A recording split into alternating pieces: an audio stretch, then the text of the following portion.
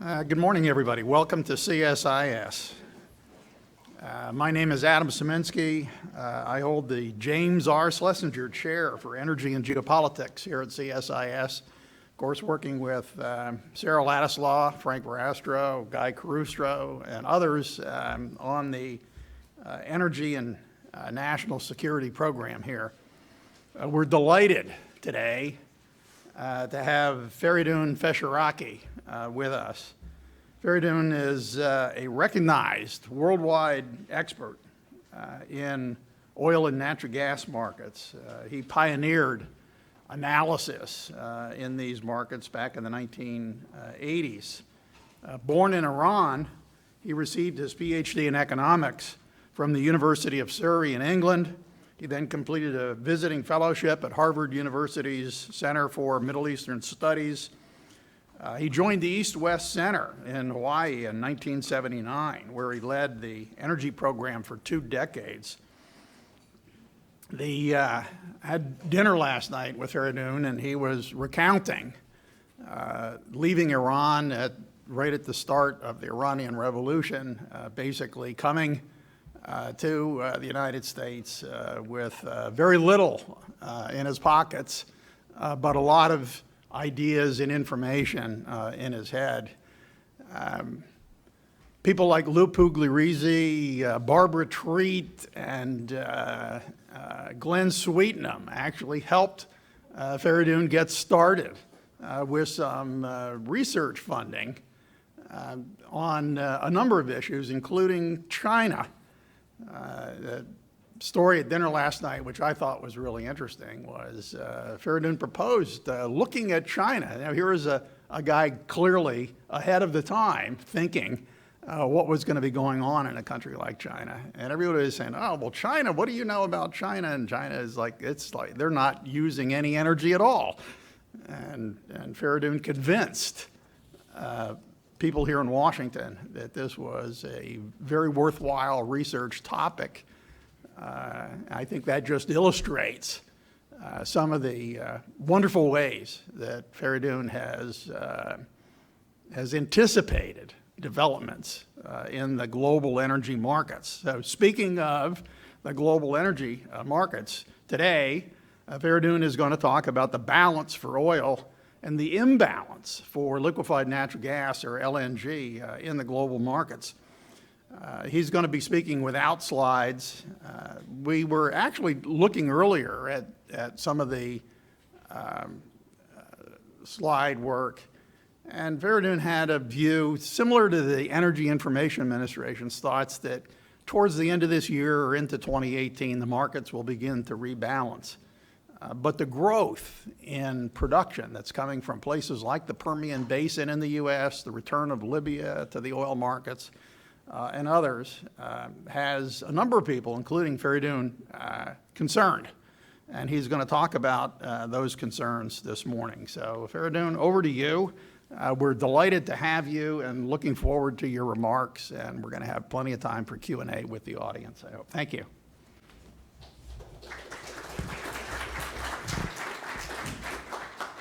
Thank you very much, Adam, for the kind introduction. Good morning, everyone. As those of you who have listened to me in the past, you know that I don't like using slides, but the slides are all available and they will be posted so you can take a look at it. So I want to tell you a story of the balance and imbalance. And, you know, Adam, I think I should call it somewhat balance for oil, because I don't believe a balance for oil is also reachable. So let me tell you the story of how the oil and natural gas are different. And actually, many of you may think that oil and gas are about the same things, because both of them have carbon and hydrogen, but actually they don't. Oil is like dating, gas is like getting married. So oil, you can change your mind. In gas, you make a deal, you're stuck for 20 years, and you better know exactly what you're doing before you go in. Gas is all about infrastructure, building facilities, pipelines, liquefaction plant, the sort of whole chain. And if you look, for example, the price of natural gas from the United States now reaching the Asian market is about almost $9 a million BTU, and Henry Hub price is $3. So $6 is the infrastructure. What you need to take it from this side of the world to the other side of the world. So different nature to each other. Also, oil is truly global, but natural gas is regional. The prices in the US, in Europe, in Asia are different, and they should be different. In fact, economic theory says that they should remain different because one place has a lot and one place doesn't have any, so the prices shouldn't be the same. The other thing which is also a very big difference between them is that oil you produce first and you sell later. LNG, you sell first, then produce later. So you have to have buyers in the front, customers already lined up. So everybody says that I want to build. First, they have to find a buyer. And many people, particularly in the United States, forget this simple fact, that you can't just produce it and put it on a ship. Oil, you can have floating storage. LNG, you cannot have floating storage. If there's no buyer, you have to shut it in and not produce it. So these big differences between the two. But the nature of the markets are very, very different. In the oil side, we all, of course, had the weakness in the market. We saw that the price of oil several years ago went to $100 a barrel, and that has become a big problem because everybody thinks that $100 a barrel is the index, and they keep telling you the price has come down by 50%. Well, why do you think that's the right index? I think the right answer is that the price went up by 100% for no reason. It's come back to where it belongs. So the fact that in the past 100 years, the price was at $100 for 4 years, that doesn't mean that is the index. And it was, those of you who know exactly what happened for the prices to be $100 will know that this was managed by the Saudis very well. And because everybody liked it. The producers liked it, the consumers liked it, because everything that they wanted to do, they could do with $100 oil. Environmentalists, they really liked it. All the LNG people, they liked it. Coal people liked it. In fact, you couldn't do any wrong at $100. You don't have to be clever anymore. Whatever you do works. So everybody was happy, and so people assumed this is going to go on forever. But then the competition came and killed the business.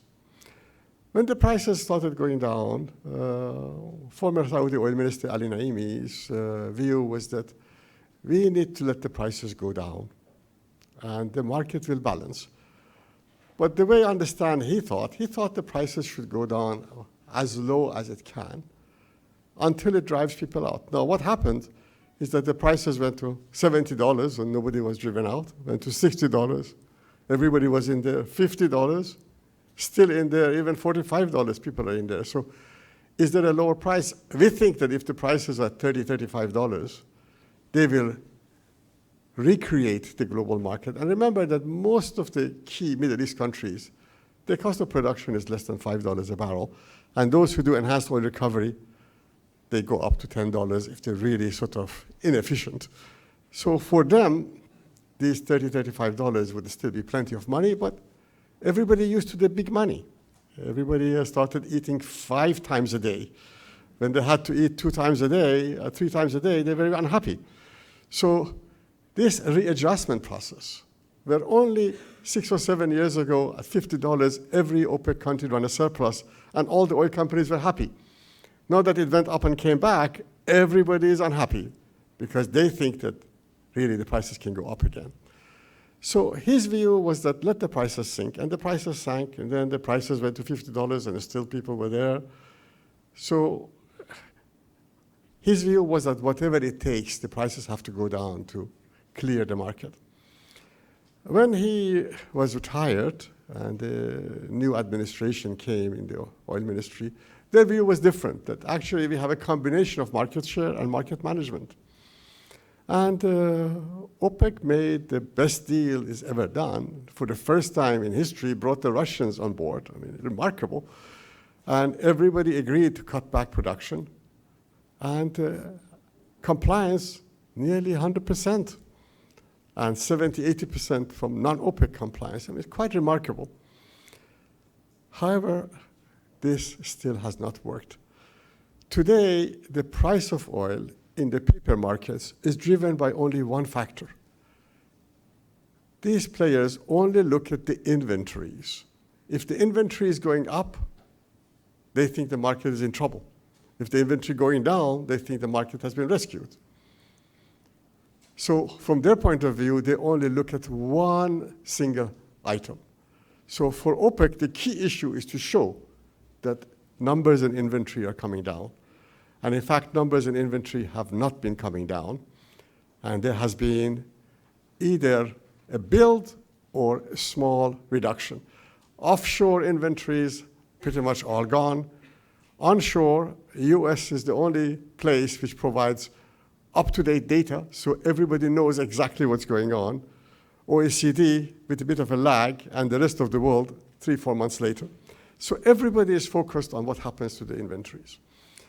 And when you look at the market, you can see that these inventories, the way that market expected and we expected that the draws should take place in the second half, are not happening. And why is it not happening? Because the production is a lot more than everybody expected. OPEC's assumption was on a growth of US production of 300,000 barrels per day from the beginning of 2017 to end of 2017. Our numbers indicate that it is more like 850,000 barrels per day this year. And next year, pretty much guaranteed at 1 to 1.2 million barrels per day. 1.2 million barrels per day is the total OPEC cutback. So while OPEC has gotten together and it is agreed, already pre-agreed, that when they meet on May 25, then they will all roll over the existing contracts. Rolling over the existing contract is no longer enough in our view. So the markets now are buoyant. The prices have gone up $2, $3, and I think when they agree to roll over, the prices may go up 55, 56, 57 for a few days.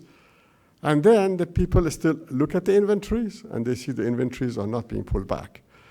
I have no doubt in my mind that the numbers indicate that either there'll be no inventory draw or they will be so minor that the markets would still find that average inventories is much more than the last average of the last 5 years, which is the indication. People look at the average of the last 5 years. If you are below that, that means the markets are balancing. If you're above that, that means the markets are not balancing. And since these paper players, they only look at one item, I know that they're going to interpret this as bad news. So when this happens, the message is that what OPEC is doing in rolling over is not enough. You have to roll over and also deepen the cuts by cutting something like about minimum 500,000, preferably 700,000 barrels per day, if you want the prices to stay above $50. At this point in time, there is no way that between now and 25th, OPEC can reach an agreement for that one. So they will just roll over and then watch the market. I think the prices will begin to fall a month, two, and they will go towards $40 a barrel. Then OPEC has two options. Either get together, an emergency meeting of OPEC, can we please cut more production? Or the likely path is that the Saudis will cut on their own. And this is my expectation, that the Saudis will cut to somewhere like they used to be in November of 2014, when they started the market share policy, which is 9.4 million barrels per day, about 600,000 below the agreed number in OPEC. I think if they do that and get a little bit of help from Kuwait and UAE, maybe the prices, the balance of the year can still go up and stay around 50. So it goes down first and then coming up. If they take the action, I don't know whether they will. My understanding is that they have stated that we have to do whatever it takes to take the prices above $50. So I think for this year and maybe until the first quarter, second quarter of next year, it's possible to keep the prices above $50 on the assumption the Saudis will decide to sacrifice and cut more. I don't think you can get anybody else in OPEC to cut more, and I don't think you can get the Russians to cut more. So then what happens next? What happens next is that then another flood of production comes. Now, production comes in, the Libyan production is now 1 million barrels per day. OPEC had planned on 300,000 barrels per day. US production will go up by 1.2 million next year. And then Nigerian production up 200,000. And an unexpected supply source, Kashagan field in Kazakhstan. This Kashagan field is an old story. Some of you who follow the oil market, we thought it would come in the market in 2006, 2007, had so much problems. This is one of the super giants with a potential of 2 million barrels per day. And basically, we forgot about it. And suddenly, it's now 150,000 barrels per day. We're looking at 300,000 barrels per day. Next year, we're looking at doubling of it, possibly to 600,000 or 700,000, or may reach 1 million. So when you look at the numbers, it requires an additional 1 million, 1.5 million barrels per day removal from the market to make this happen. And the reality is that as long as the prices are in the $50 range, and even $45 range, the US production will continue to grow, especially in Permian, but now even in Eagle Ford and in Bakken, some of the areas can function at $50 a barrel range. So then what happens? The question is that, do the Saudis have a red line below which they won't cut? We believe yes. We believe that is a 9 million barrels per day number, that they won't cut below that. And if they are forced to go below 9 million barrels per day, they will let the market go. And if you let the market go, the prices will be in $30 range. And that can happen second half of 2018, early 2019. Again, if the Saudis in November of 2014, they were willing to cut back to 6 or 7 million barrels per day, they could have kept the price at $100 for 4 or 5 more years. Of course, they would have created huge competition for the future. But for the Saudis, this is not a profit maximization business. The money is good, but the security of the state is number one. And the security of the state requires that they do two things. One is that the production must be high enough that the whole world needs to be dependent on the Saudis. So they've come up with a number, which I understand is 9 million barrels per day, that we can't go below 9, because if you are less than 9, people may forget how important we are. Second is that I have the ability to swing up 2 million barrels per day immediately. And the existing capacity immediately accessible is 11 million barrels per day. 12 million barrels per day is accessible with 6 to 9 months demothballing notice. So at 9.4 million barrels per day, they can achieve both goals.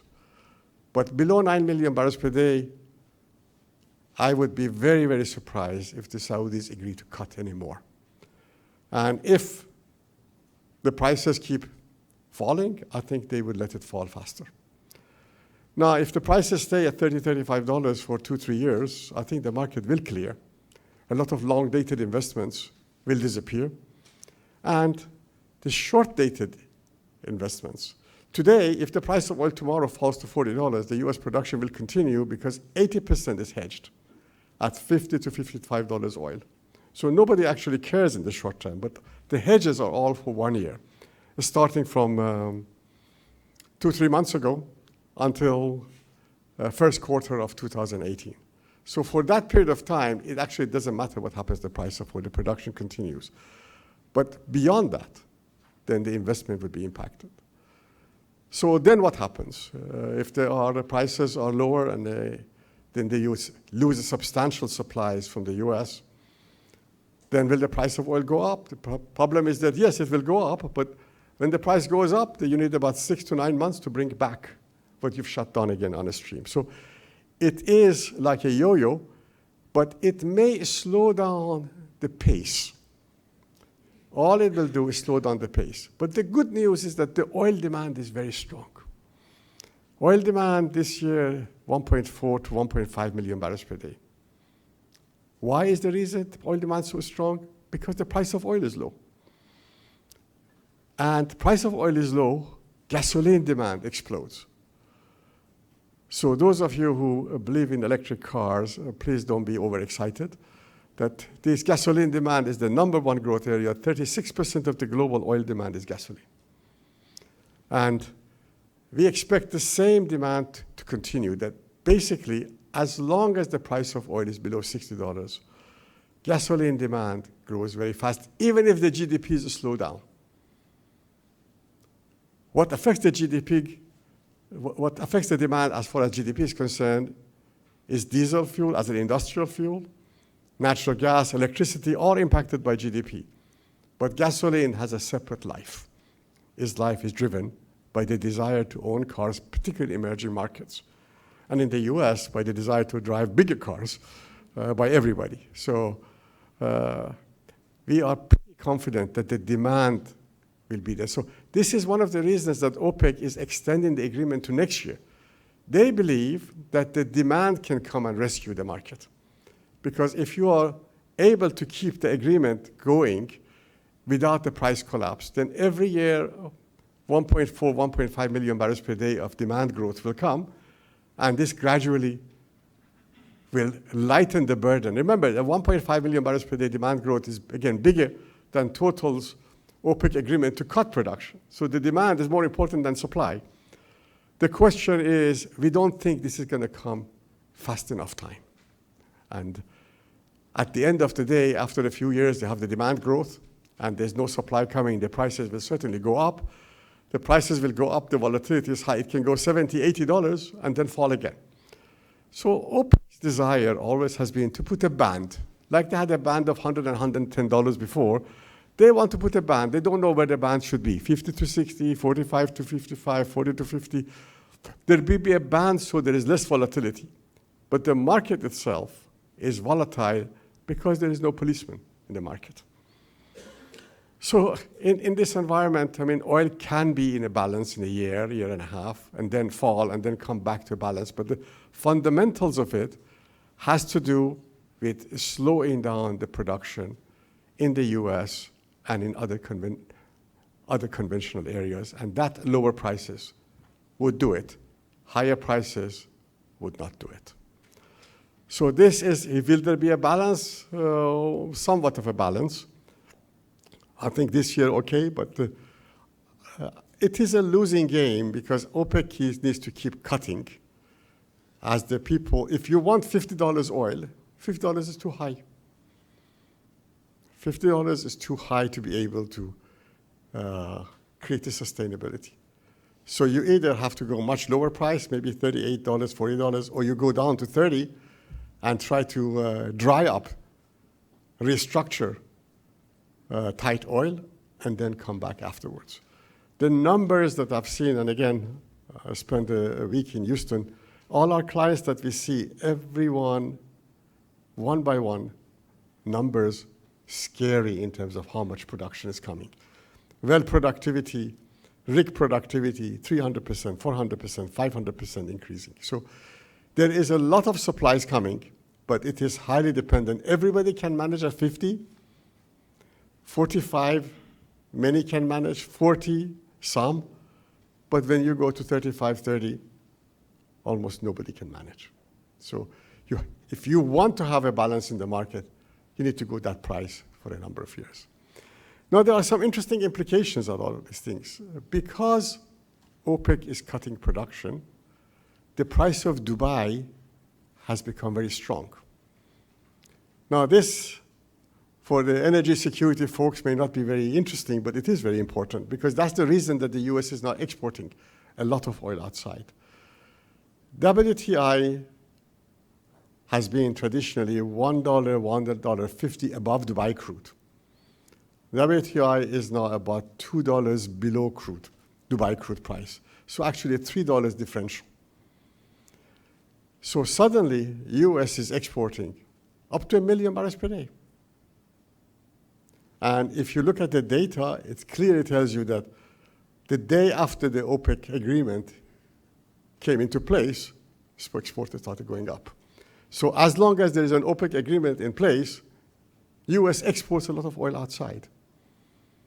From the time that the exports were freed, 6 cargoes of US oil went to Asia. Only 6 cargoes. Now, almost 1 million barrels per day is going. US exports basically went to Canada to be a lubricant as diluents in bringing the heavy oil sands back to the US. But US crude is not something that the market wants because the quality is too light, is too low. People like heavier grades, which are big middle distillate producers or gasoline producers. And in fact, what the US did is that the US stopped buying from Nigeria and Angola, the light crude sellers, because they replaced it with its own crude. And those guys are desperate outside trying to sell, not the US coming in that market. It is all to do with the price. So many people come to us and say, this is a structural change or not. We don't think it's a structural change. It is to do with the differential between Dubai price and WTI price. Very simple arbitrage story. Of course, the Japanese, Koreans, and Chinese now, whenever they see the president, they say, look, you wanted the trade plans to be changed. We've changed the trade balance. Okay? We are buying a lot of oil from you. And, they say, well, thank you very much, you did this. But it's not because we tried, it's because the arbitrage made it happen. But of course, we have to remember whatever the US exports, US has to import. So actually, it's a wash. It goes out, but then you have to import in because the demand situation is still the same. So you have to bring in more imports, and the US is still a net importer. So there is a zero balance of trade gain, but it sounds good. And lots of people have been able to get away with it and persuade the administration that actually we are reducing the trade balance by buying more oil. But the story of gas is very different. In gas, and by gas, there are 2 things I want to emphasize. One is LNG, and one is LPG. Many of you may not care, but LPG, propane, US, by far the biggest exporter in the world, where there was not 1 drop exported in 2010-11. So very dramatic. So the largest LPG exporter in the world was Qatar, then Abu Dhabi, then Saudi, then Iran. US is now bigger than number 2, number 3 combined, and easily can be bigger than number 2, number 3, number 4, number 5 combined. But the price of oil is too low. This is the problem. You need $65 to $70 a barrel to make US exports competitive with oil index prices. Okay, this is a very important point because much of the exports of gas from the US needs higher oil prices. Why? Because when they go into the international market, they have to compete with the prices, which are based on oil. By the same token, OPEC is after stabilizing the prices in the $45, $55, or $50 to $60 range, but until the prices hit $65 or more, US LNG is just too expensive as compared to oil index prices. Also, in the US, we have 67 million tons of LNG under construction. This is all fully sold on 20-year contracts. But who is it sold to? A lot of it is sold to middlemen who have sold it to somebody else. At the end of the day, 30 million ton out of the 67 is not sold to end users yet, still looking for a market. So what does it mean? If the prices are too high and you haven't sold it, the only way you can sell it is at a loss. So what is the loss? The loss is that you have to sell it at the prices which correspond to oil indexation or spot price, which today would be $3, $3.50 lower than what people have paid for. So many billions of dollars will be lost. See, people says, let's the US export more LNG. People come to president and say, please allow us to buy more gas from you. Of course, he doesn't have any gas. There's all this, please go negotiate and buy. But actually buying US LNG and these prices is a guarantee of losing money. No way you can recover. Because the US prices are based on known parameters. There is the Henry Hub price, there's a liquefaction fee, utility fee, pipeline fee, and transportation fee. It's not subject to anything. The cost reduction that people talk about in this area doesn't really work.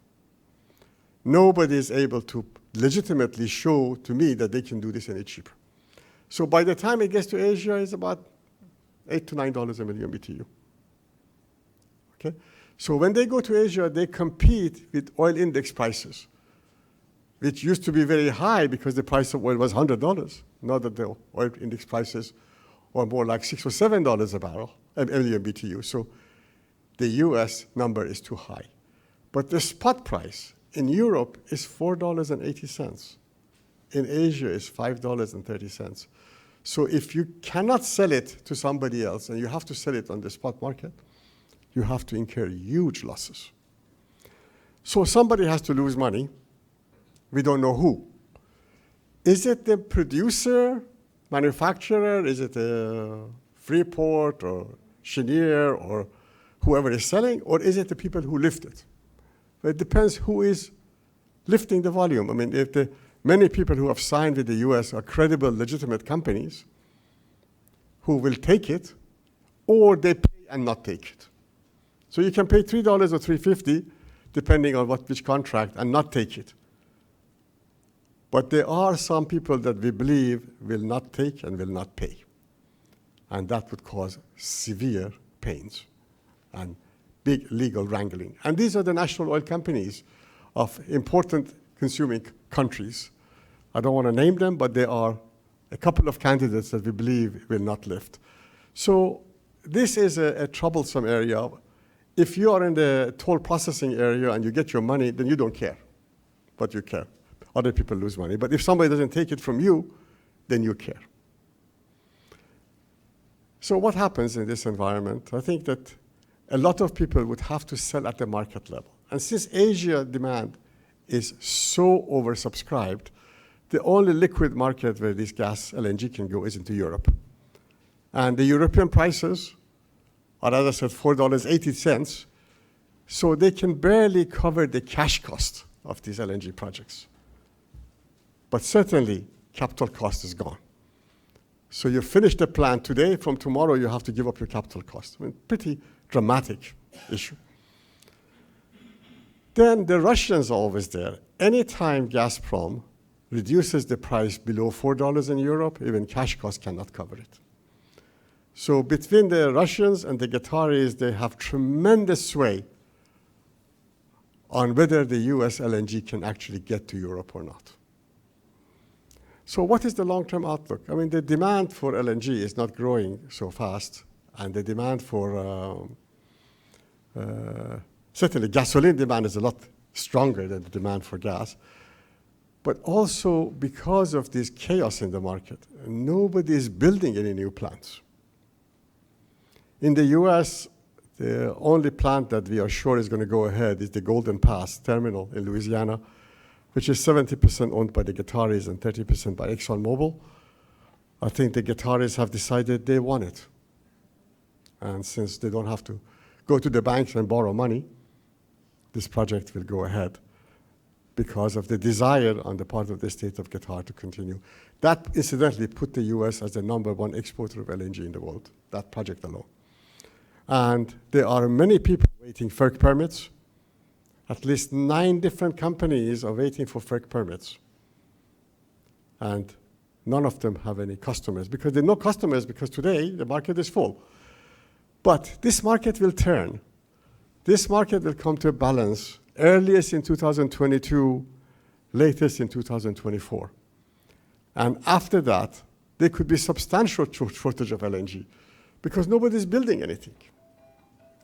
It's very hard to persuade somebody to please build a new plant right now when the prices are sinking so much. So no bank will lend you, no board will approve it. So with the LNG, you already know the future, that there's going to be a chaotic market of 5-6 years and substantial shortages developing after 2023-24. So everybody says, okay, you know in the future there will be need. Why don't you buy from me today? And the consumer says, well, maybe in the future there will be a shortage, but I'd rather wait until I see the shortages. I don't want to sign 20-year contracts now with you for something that I don't know whether it's going to happen or not. So this is, I think, the chaos in the LNG market. And it is almost, I don't want to say impossible, but very hard to find somebody to sign a contract with you for delivery in 2024, 25, 26.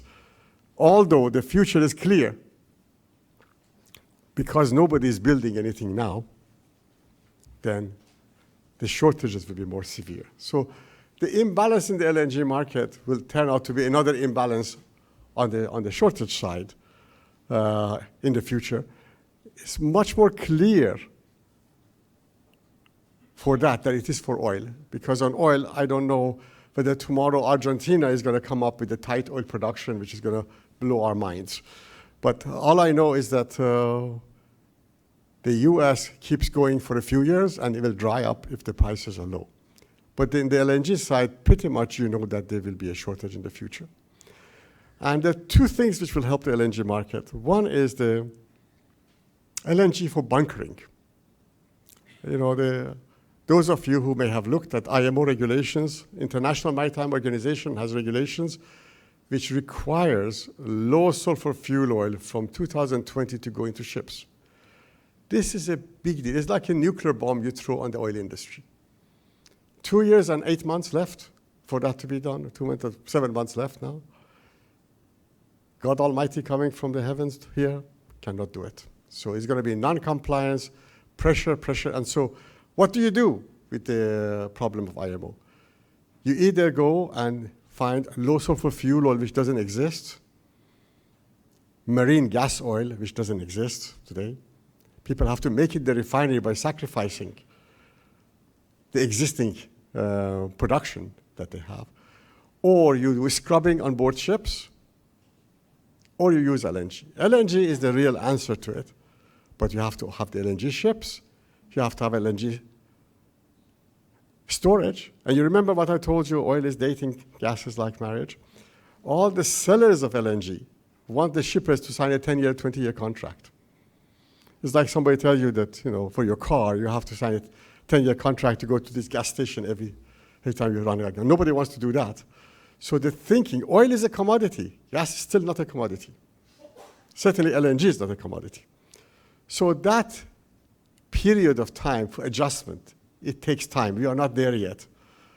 But I am sure post-2025, by 2030, LNG bunkering will go up substantially and will become a major new source of LNG purchase. So these folks in the US which have all this LNG, maybe they will have an opportunity. But many of the private equities who have sunk huge amount of money, they don't have patience. They don't want to wait. Every US LNG project is backed by some private equity. So private equity buys the land, spends $100 million on FERC, hires people, $300–400 million in the hole to start. And for them, they don't want to wait 10 years. They want to sign it now and start building today. Many of them may abandon the projects, even with the FERC permit. I mean, FERC still has 8 or 9 more permits to issue. And FERC permits everybody as long as you do the environmental things right. You don't have severe environmental opposition in your districts. I mean, Oregon LNG was rejected because everybody hated it. But Jordan Cove maybe is still doable, although it is also in Oregon. All of these permits will be given, but can you make any money from it? And can you stay in business until the market changes? That is the big question. I think many of them will give up and move on if they cannot find a market in the next couple of years, because they are so heavily leveraged and the people are so impatient. And you can't create demand by insisting that there should be demand. And every time you go to, said, the President Trump said that, okay, exports to China should increase. But the Chinese companies are all overcontracted, and everybody importing gas from US is losing money there. So it doesn't matter who says what to whom. If something goes against economic logic, politics alone cannot solve it. Its time will come, but its time is not now. And does the market have a patience to wait? Are these people ready to take this on board? My answer is no. Many of them will just jump ship and abandon. And so those who are cleverer or bigger may be able to buy these licenses, these permits, and do this later on and make a lot of money. But the smaller players which have spent several $100 million are all running out of patience. And I get calls every day, how can I find a new market? And the market will be there, but you have to be patient. Thank you very much.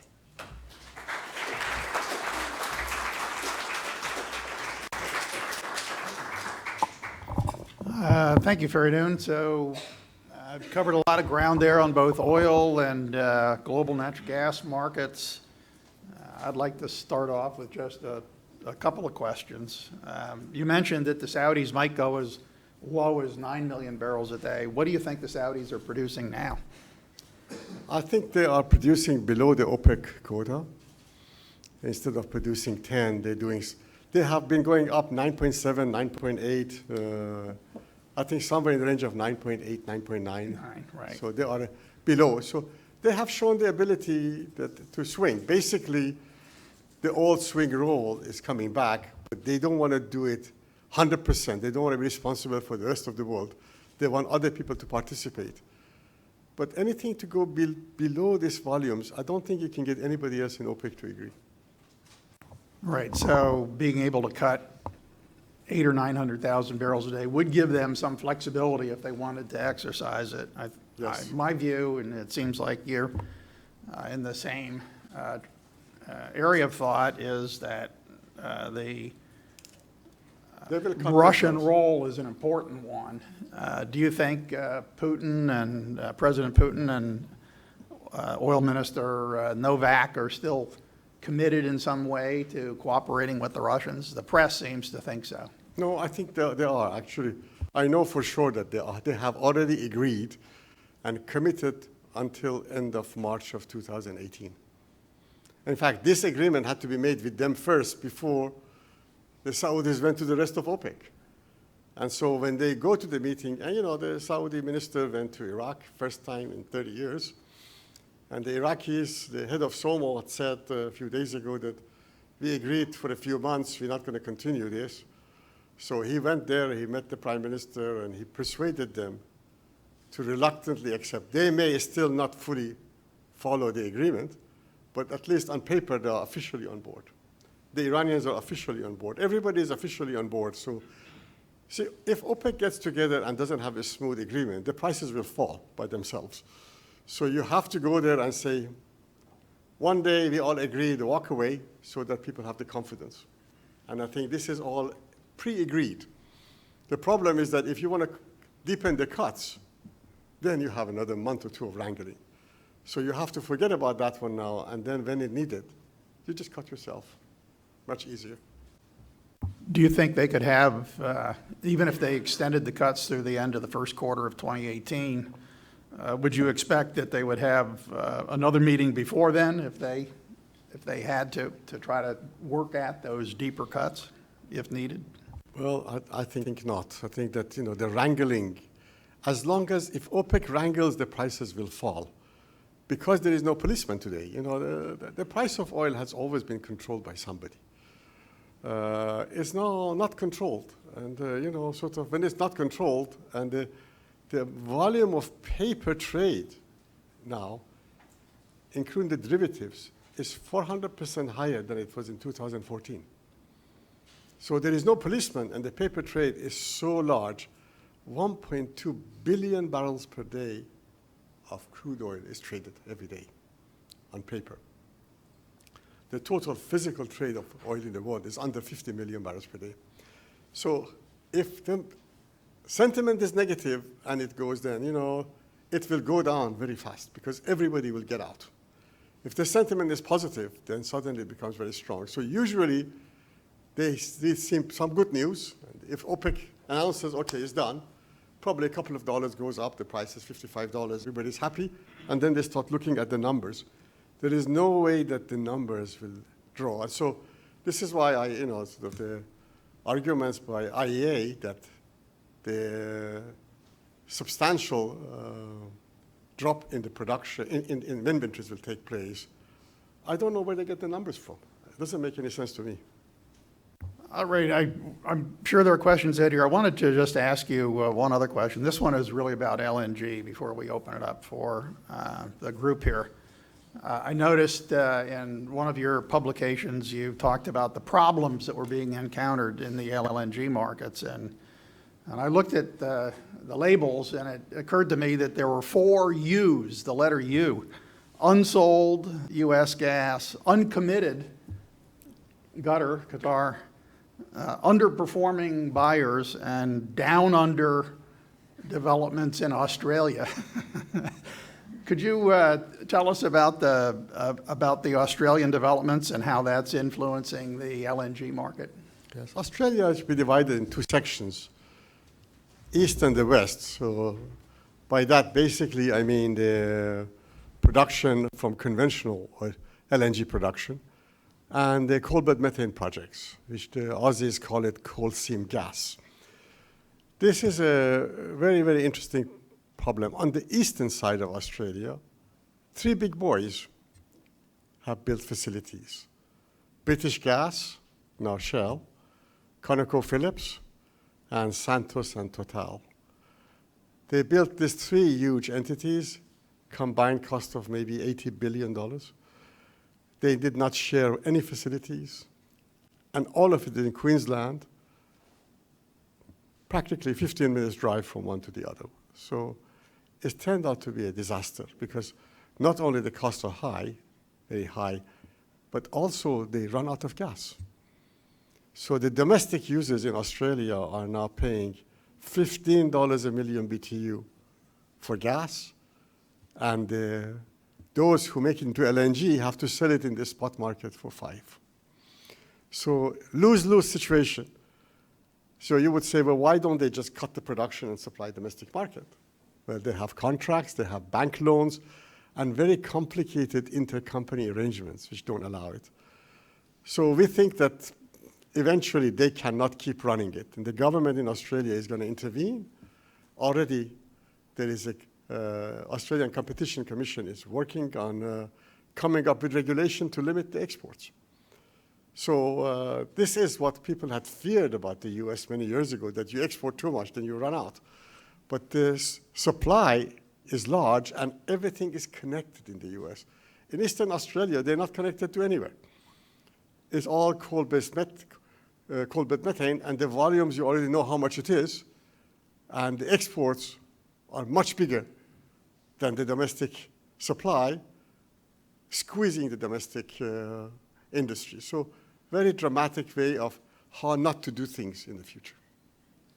I think that comment about the interconnectedness, the midstream gas movement in the U.S. is an important one in terms of the difference between here and Australia for how that might work out. Let's open it up to the crowd here. Please wait for the microphone and try to put a question mark at the end of your statement, or actually ask a question when you get started. Right in the front row here, Herman Franson.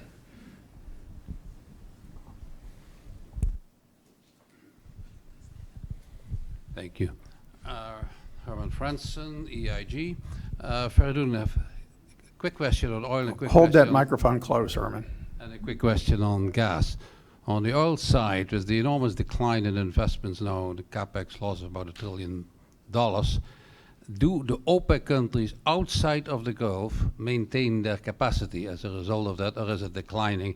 They won't be able to meet their commitments in the future.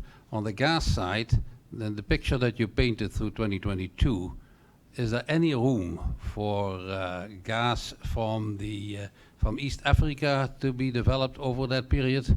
And do you see Iran starting its first LNG project within that period? So there were 2 questions. Let's start with the Three first questions. one. There were 3. I only got 2. I think that most of the OPEC countries, their cost of production is still very low. Even outside of the Gulf, maybe $10, $12. I think most of them can manage. But, you know, if you don't have any money, and you have to spend the money on other reasons, it is a low priority item for you. And we need to remember that basically the cost of oil production in the conventional area onshore is really quite reasonable. I mean, at $30, $40 can make people very rich. The problem is that when we talk about CapEx coming down from where? From when the price of oil was $100. Of course it should come down because there were lots of bad projects at that time. So comparing the CapEx in the 2011, 2014 with now, it is meaningless because they started many projects.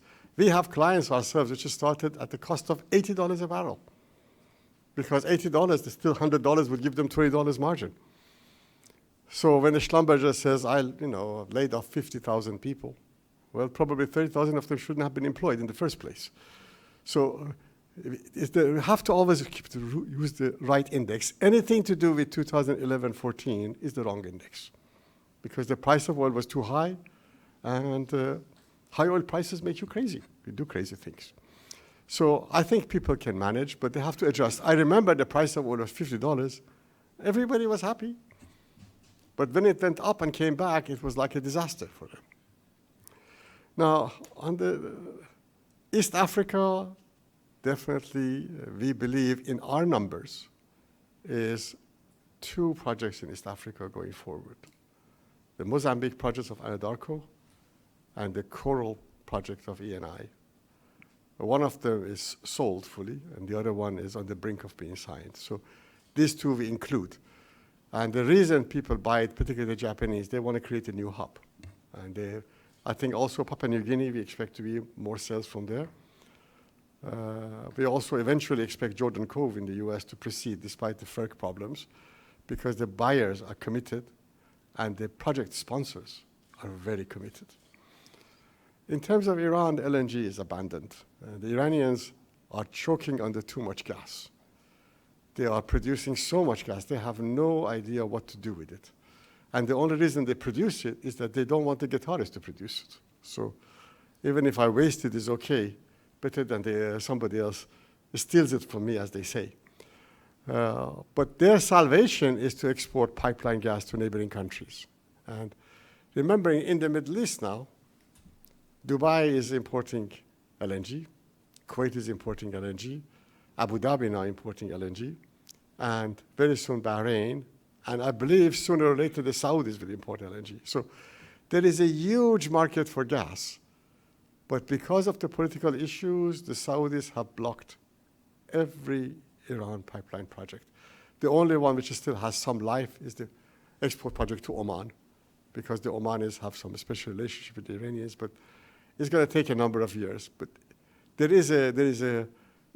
Abu Dhabi, there's a field called Abu Bakush, which has got only 2 kilometers away from the Iranian Salman field. Abu Dhabi field is depleted, the Iranian field untouched. So 2 kilometers, no infrastructure. You just connect it, and it doesn't take place because the Saudis won't permit it. And the Kuwaitis almost at the final agreement with the Iranians, Saudis have blocked it. So political issues keeping the Iranian gas entrapped. Now, if the Iranians export to the Gulf, so all the LNG imports to the Gulf, which are quite substantial, and we expect Kuwait to be a very large LNG importer by 2019-20, all of that would cease because you have pipeline gas. But as it happens now, the Iranian situation seems insoluble. And when we talked about, we see the president in Riyadh and in Israel, I think it's even more insoluble than before. So the gas stays trapped. So the Iranians offer everybody, please come and do petrochemicals in Iran. I'll give you a good deal. But everybody who wants to make investment in petrochemical also has some of the same problems. Potentially, Iran could be the largest petrochemical exporter in the world with all the gas which has no place to go. So the outcome of the sanctions issues with Iran is going to be very important. Very important. Back here. Yes, sir.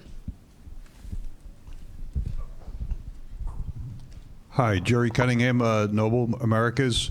as a follow-up to one of the previous questions, I think the bullish sentiment from a couple years ago was rapid decline rates, dropping rig counts. It's only a matter of time before shale production collapses. Right. The second one, which we heard last year at from the Rystad Group, was, and that's my question, what's your outlook for non-OPEC, non-shale conventional production 2017 versus 16 and 18 versus 17 in this environment of investment falling so sharply?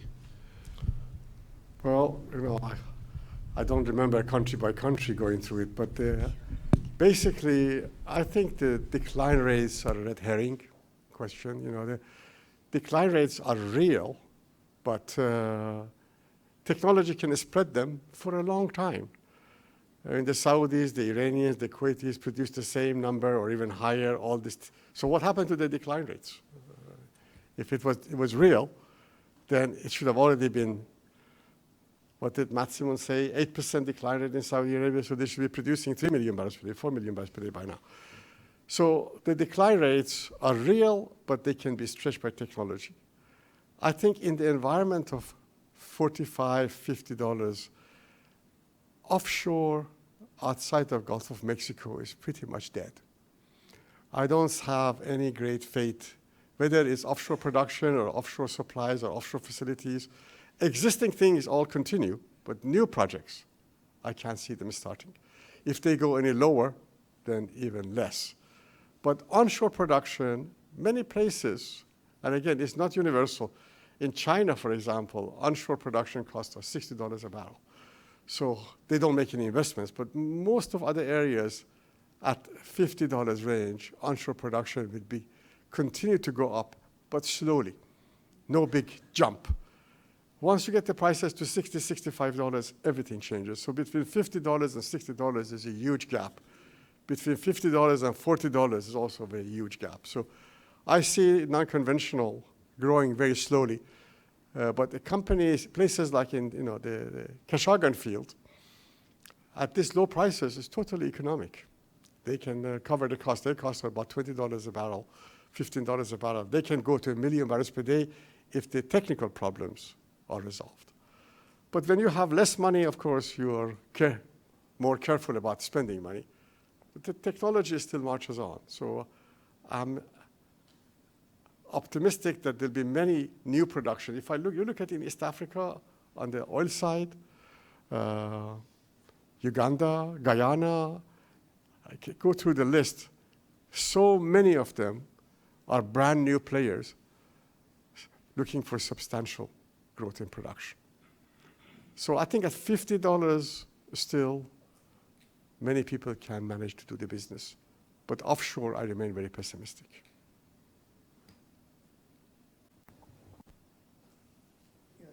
Back here, please.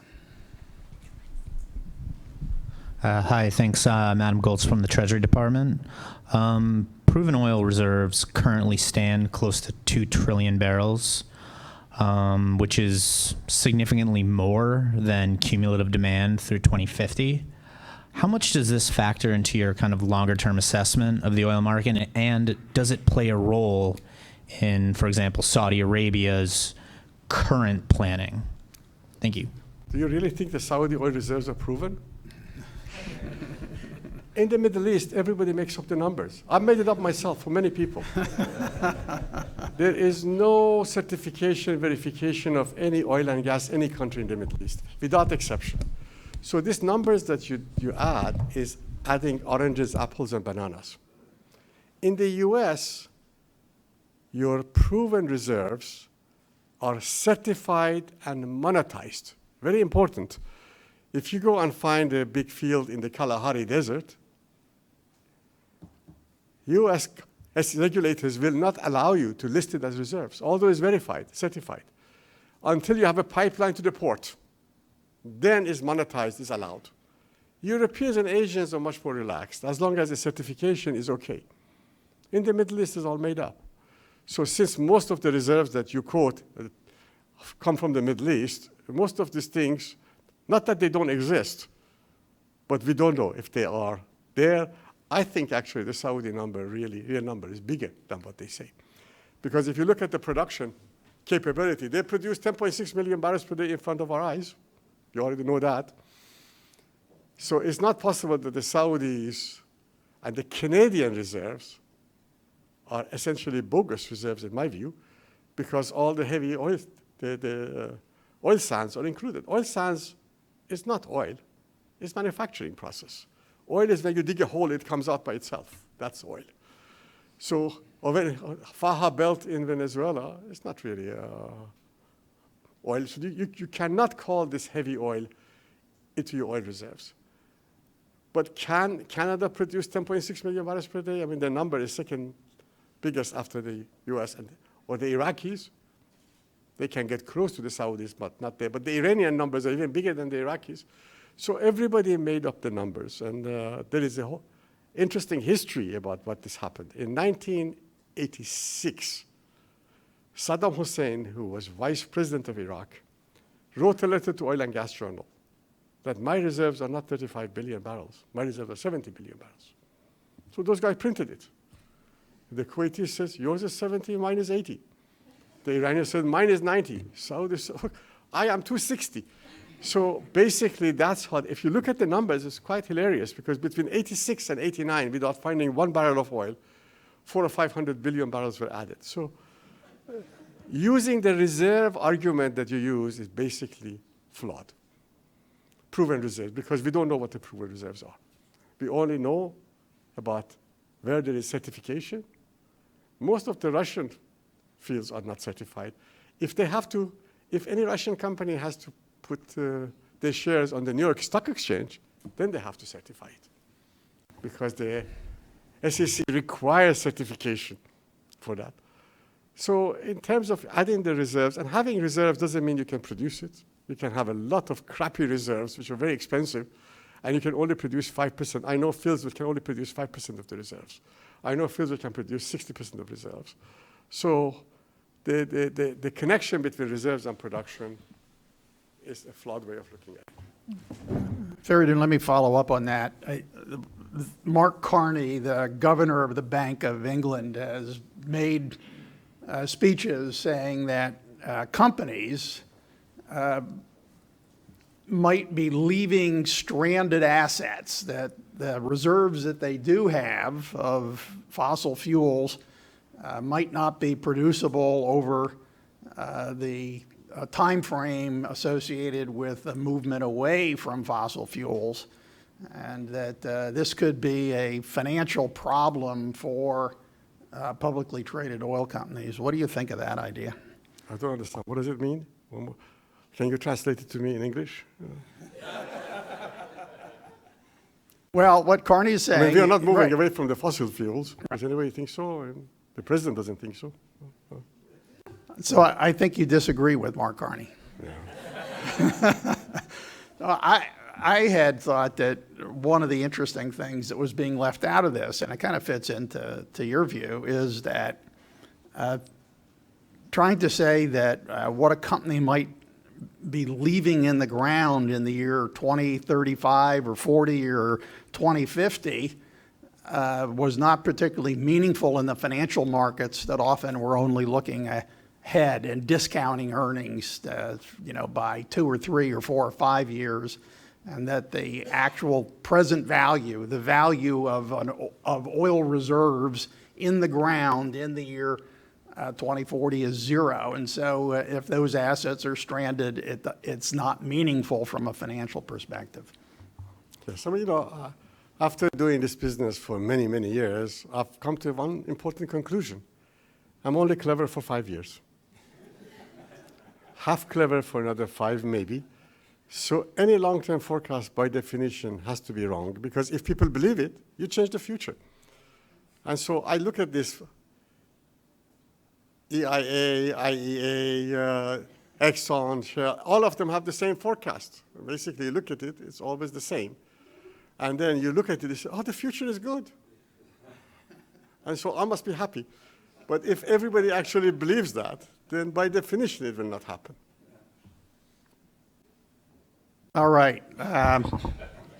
Well, I want to come back and offer a defense at some point of longer-term forecasts and why they can be useful.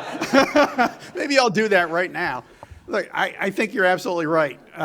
Forecasting out into the future is, was it a Yogi Berra joke? Forecasting is difficult, particularly when it's about the future. There is some logic, I think, to looking at a reference case or a base case and then looking at scenarios, side cases, and not really examining what the endpoints are, which you're saying are extremely difficult to get, but rather looking at the differences between the reference case and the scenarios. Are they, when you say what happens if, does that lead to a big difference or a little difference in the outcome? And that might actually tell you something about how important an issue is that you're investigating. That's It the doesn't shell give you the scenario answer. argument. Yeah, I've heard this before. The shell scenario argument. Yes, a little. No, I mean, I don't disagree, but I have learned that if everybody thinks of the same idea, it's a bad idea. And unfortunately, when long-term forecast, everybody thinks of the same idea. I look, all of them, you compare them, there is 90% agreement on every area, and everything is growing. Everything is growing, so then everybody is happy. This is why I think a lot of the companies are losing a lot of money on LNG business, because they all believe that when IEA came up with the golden age of gas, cost tens of billions of dollars of money to people, because there is no golden age of gas. And the people came out and said, well, gas is great because environmentally it's sound. If any of you went around the Paris discussions, COP21, the environmentalists hate gas more than hate oil and coal, because gas could be a real alternative. They really hate it. Okay, so to assume that because it's lower carbon, it must be going forward, and that's the arguments. And I remember Fatih Birol coming and telling everybody in Japan that go for gas. And the Japanese actually take him very seriously. They actually thought that this argument of golden age of gas is going to be huge panacea. They all went in their head in, and the government supported. And now they realize, by the way, 80% of the gas that the Japanese companies have bought cannot be used in Japan because it's too dry, and you have to export it outside, by the way. So, and not only that, but the prices are too high. So it's a very complicated story. When you go with the headlines, which excites people too much, and if you're an influential organization, then I would look at it twice or three times before I believe it. I did hear you say that somebody has to lose money. And Yes. we're not going to give investment advice here at CSIS, but afterwards I would love to talk to you about who's going to lose money. Who's got other questions here? Yes, please, right here in the front.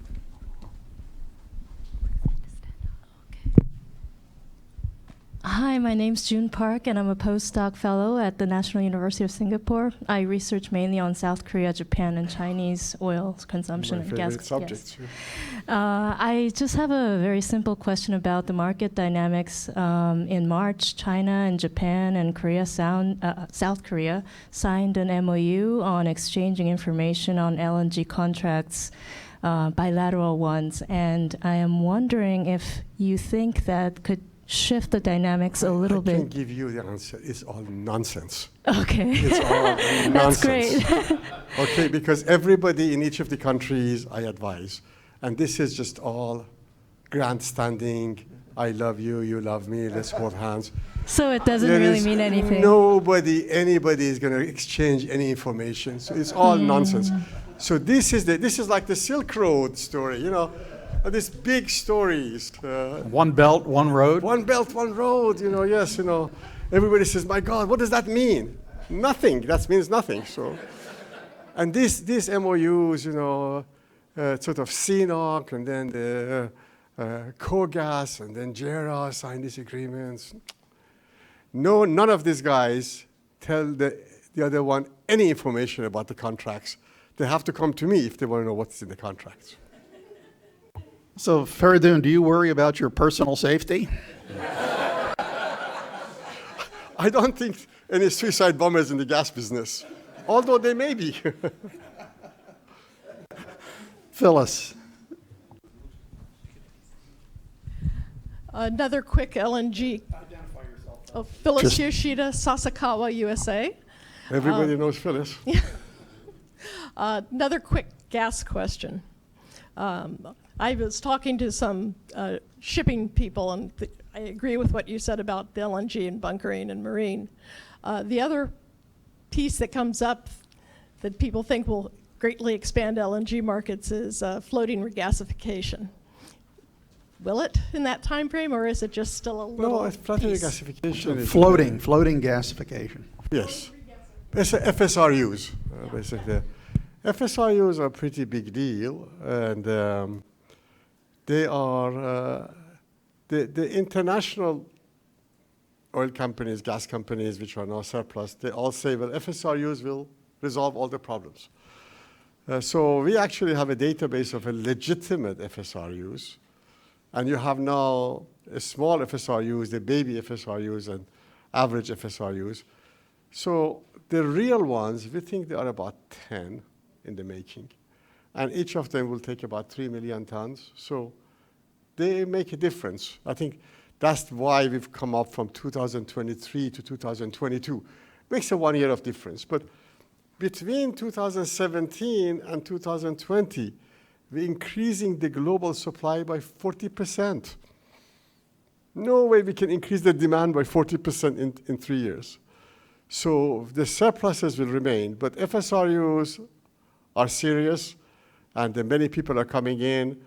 The reality is that many of the sellers of LNG are now coming in and say, look, how about me helping you with FSRU? Because FSRUs, $300–400 million, you can get a reasonable FSRU, and in less than 6 months, 9 months, you can place it.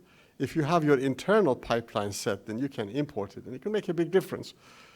But many people don't have the money to even buy the FSRU. So if the sellers, the Qataris now have a policy of actually providing a sort of facilitation for this, either with financing or with logistics. So these things are helpful. One of the countries that we are heavily involved in is in Pakistan. Pakistan is now, we run the tender for Pakistani government. They're emerging as the third or fourth largest LNG importer in the world. And they have 2 FSRUs, another FSRU is coming. However, the Iranian pipeline is only 100 kilometers from the border. But when you buy with FSRU, with ship, with LNG, you pay for one cargo, and if you don't pay for this cargo, the next cargo is not coming. But the pipeline is kind of creating a longer-term relationship that you can't cut back so easily. So if they ever build a pipeline, that LNG can disappear. But as it stands, 3 FSRUs alone in Pakistan. Egypt will go out of business as an importer as new production comes on the stream from Eni. Jordan now is a substantial importer with the second FSRU coming in. So FSRUs are important in reducing the pressure, but they can't balance the market. So that reminds me of the story they say the oil markets are like speed dating, and LNG is more of a long-term relationship. Yes, indeed. Let's shift the conversation back to the demand side for just a second. Is demand going to grow enough in places like Asia, the Middle East, and Latin America to keep annual oil growth over 1 million barrels a day or better? Going back to I'm only clever for 5 years, the answer is that yes, in Asia they will grow. In the Middle East, they will not grow because the subsidies have been reduced everywhere except for Saudi Arabia. And so in 2014, the Middle East demand growth was bigger than China. Now, Middle East demand growth is very minor. Latin America, yes. The big puzzle is always in Africa, where the total growth of demand in Africa, everybody combined, is only 100,000 barrels per day. So you can easily come up with scenarios of 300–400%. India, demand growth went from 100,000 barrels per day to 300,000 barrels per day under Mr. Modi. I mean, it's quite radical. But interestingly, China still is the #1, but not only in growth of demand, because Chinese production is falling. So Demand is 1/3 or 40%. Production declining is another 30-40%, and 20% is strategic petroleum reserve. So China, this year, we expect 900,000 barrels per day more imports. Without China, the oil market cannot survive. Interesting. So subsidies, the removal of subsidies on oil could constrain oil demand growth as pricing effects take place. Right. But if the price of oil goes $80, I think a lot of people will bring back subsidies. And on the issue of electric vehicles, given your 5-year time frame, I would imagine the answer to that being a problem for oil demand is no. Well, I knew that you'd ask me this question, so I went and bought a Tesla, so I can have personal experience. And my answer is, for the 10 years, I'm convinced it won't make an impact. Beyond 10 years, I'm not clever enough. So the key in the 5-year period then is economic growth in each of the countries and the relationship between economic growth and demand for everything, including energy and fuels. Right. Back to the audience.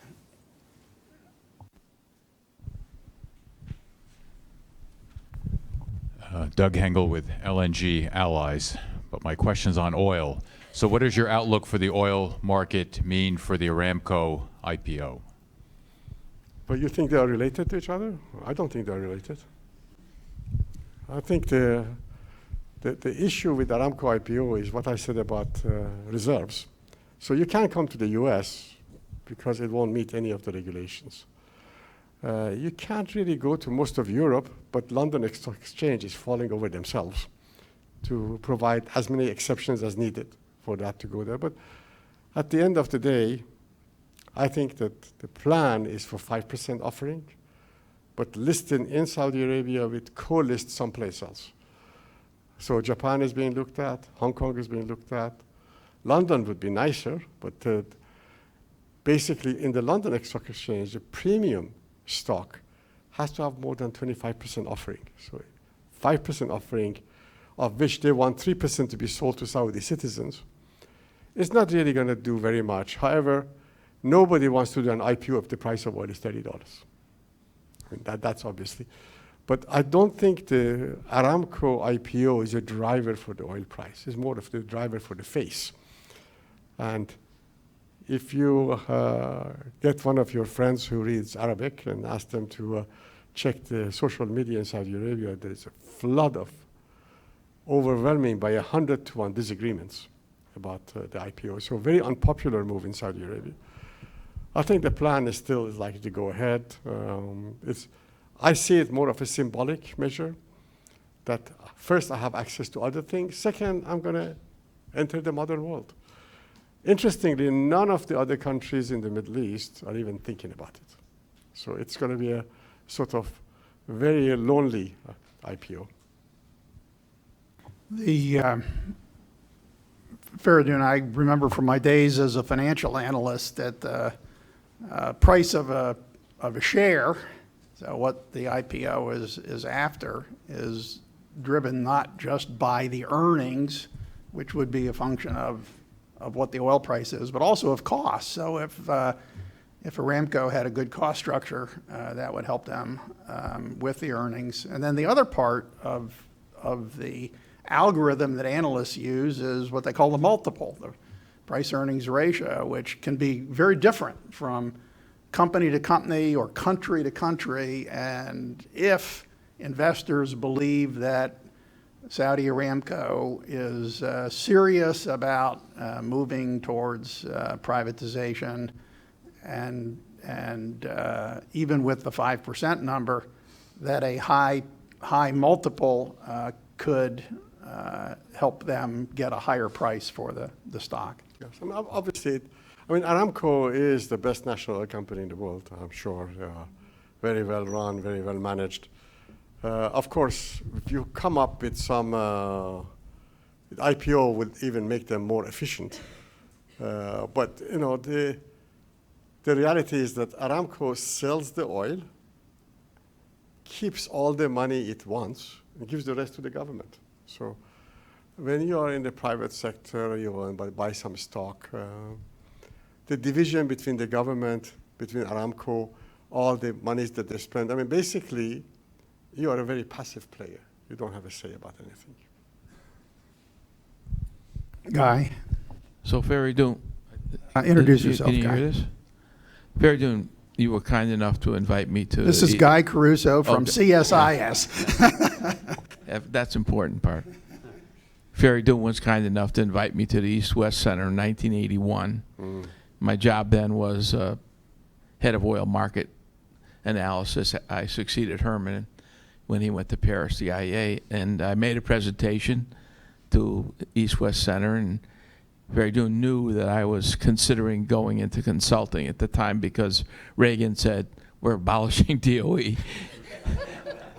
So I make a very humble presentation, not willing to admit I knew anything about the future.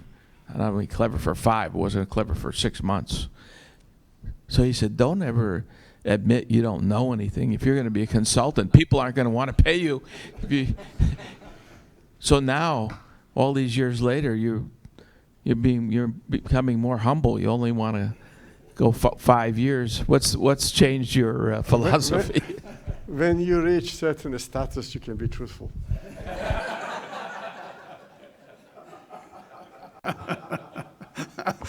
All right.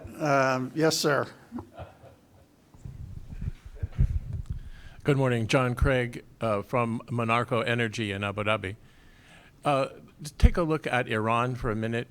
We said that Iran is part of this agreement that's going to be rolled over on March 25th, but the political situation between the United States and Iran, between Saudi Arabia and Iran, is bad, and it's probably going to get worse. So what would be the incentive for Iran to overproduce under this agreement to bring political pressure on Saudi Arabia?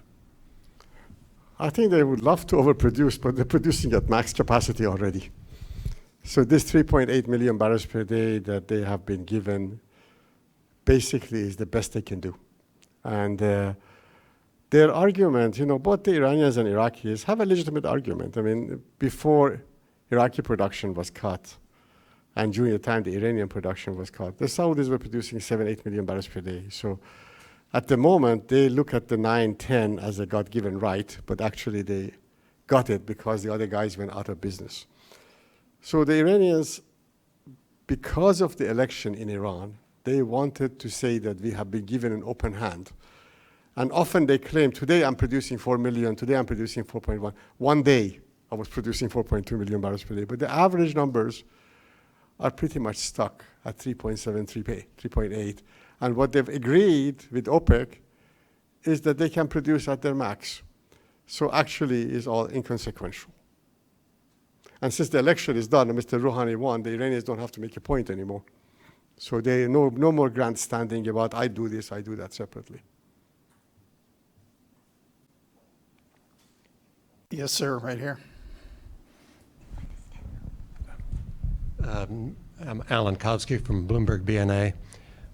My question is about the LNG export production plans. If we were talking about the petrochemical market, we would assume a lot of those plans are not entirely serious. It's part of how the game is played.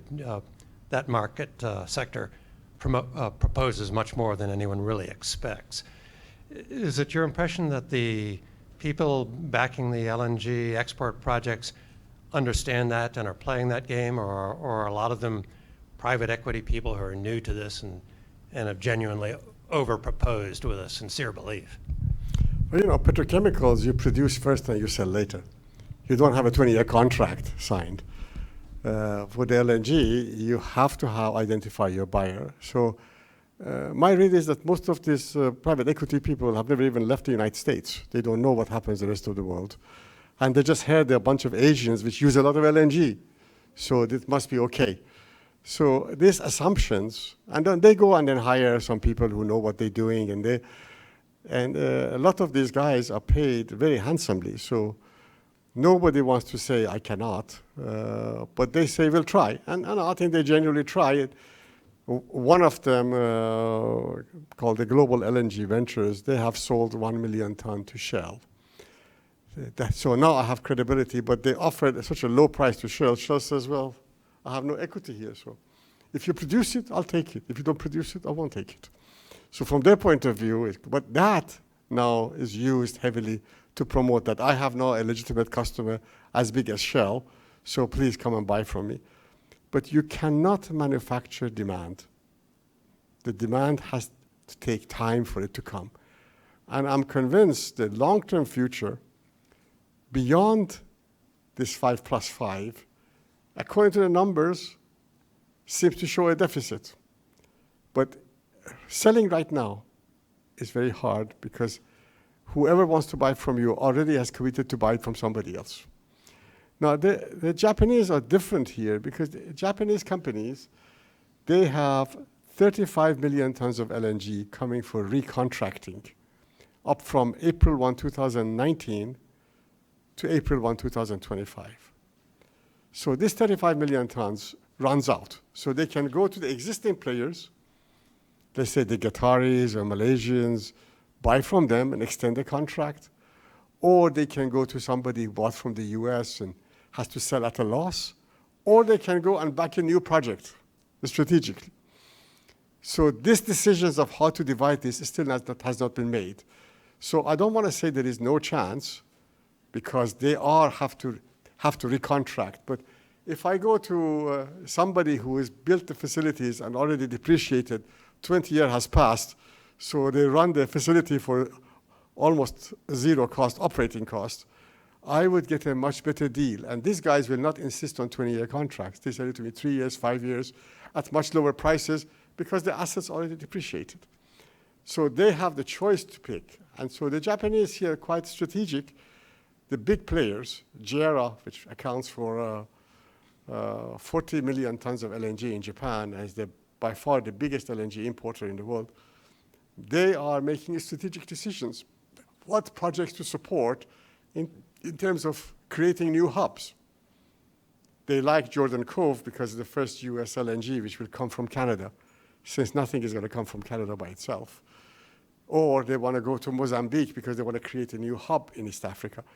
They take these decisions on that basis, but on the totally economic decision, the best thing is to go back to the existing supplier and say, supply me at a much lower price because your liquefaction already has been depreciated. So I think that a lot of these guys really don't know and they don't understand how international markets work. And they feel that US gas is cheap and plentiful and forever. So I go and find a customer. And in this passion, they forgot to add up the numbers. So plenty of turmoil lying ahead. I think we've now run out of time. On behalf of the whole team here at CSIS. Can I ask? Final gentleman comment? over there has had his hand up all the time. So if we can get one more question. Very quick question, Jerry. Jerry had one question in already. That's why I was. Oh, he did? Okay. Go ahead. Could you speak very briefly, give a little more detail on the problem with this IMO, MARPOL, bunker fuel regulation, and specifically, do you or your firm view it as driving up diesel fuel or home heating oil prices? How do you think, with this deadline right around the corner, how do you think this solves itself, or does it get solved? The sulfur removal. That is a $50,000 question. So if you would like to write to me and I give you a proposal, yes, but I'm not going to give you the answer now. All right, so you have to pay Fereidun Fesharaki for that answer. Yes, you have to pay. Please join me in thanking Fereidun Fesharaki. Thank you very much.